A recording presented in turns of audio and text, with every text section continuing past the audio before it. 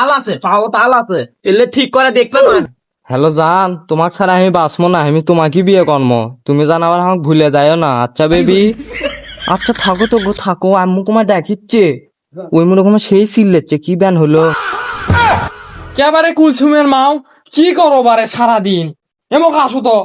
এলে না ঠিক করে তুই বাতানেরা ইতরে ইতরে বলে এলে আইলে ফেলেছে আসিচ্ছি দাঁড়াও অত চিল্লে চগে। হ হ আসো না, তাড়াতাড়ি আসো, আমার জরুরি কথা আছে। হ কও কি আছে কও শুনিচ্ছি। কি আর কমো, কুলসুম গুন্ডি খোঁজ দিল একজন বিয়ে শাদির বিষয়ে।